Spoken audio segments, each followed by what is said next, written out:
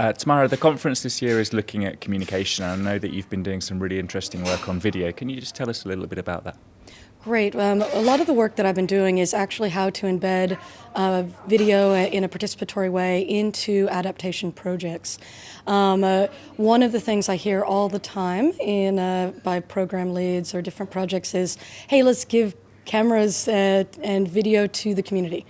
I mean, that's really great, but I think that we need to have more rigor in that the video and photography projects we do actually have the same standards and rigor as the projects in which they're embedded. For example, we've been working on embedding participatory video into a participatory monitoring and evaluation process. And part of that is that the community members have been assessing how they're vulnerable to climate change. So the community itself has already come together to do an assessment of how they're most vulnerable and what is the change that they want to see, so some plans.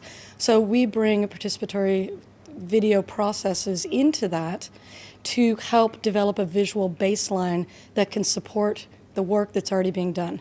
For example, we're looking at differential vulnerability, the fact that people are vulnerable in different ways. So when we are making videos with the community, we're also making videos with young men, old men, and women's groups.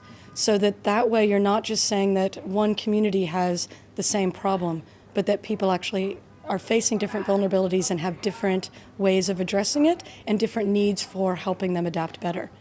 And can you just outline some of the challenges and opportunities that you see in using video this way?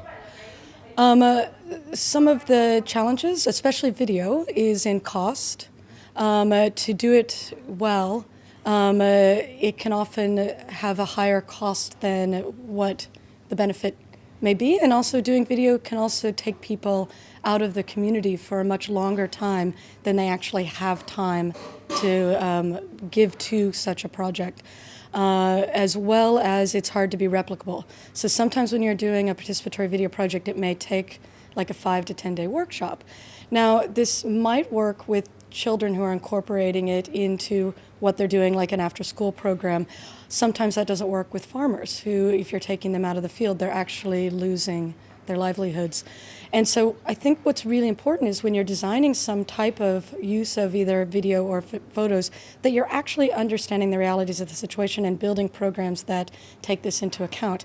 So I've actually been evolving into using more photos that you make into videos so that when you are working with the communities, it's a much shorter time spent with them. And this was requested specifically by the communities, saying we only want to take a couple days out of the field. So by doing that, what we've been doing is training local journalists as our partners.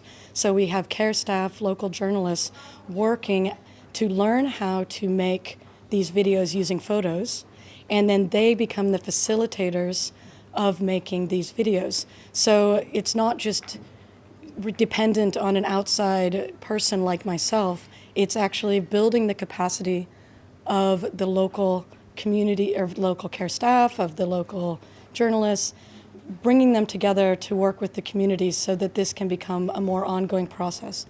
And what are some of the strengths of video over the more traditional methods that we might encounter? Of course, one of the biggest strengths that a lot of the people we work with may not be literate.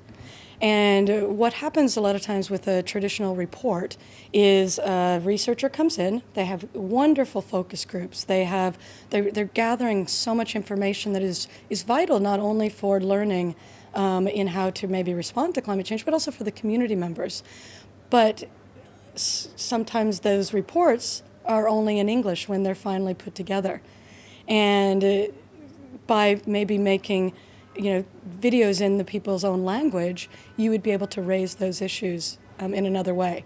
Also, if you have more materials that are in people's own language, it can build a sense of ownership and a sense, well, I mean, it does. It builds a sense of ownership. It's their video. It can also bridge distance in a powerful way, where if you are trying to do advocacy with participatory video, which hopefully you are, to try to actually make real change, that often we are working with very rural communities who are not always represented within policy. So video allows their voice to maybe move into the policy arena where the real decisions are being made in a way that is unique. It opens up space for dialogue in a way that just a report wouldn't do. That said, I don't necessarily believe that participatory video is the end game.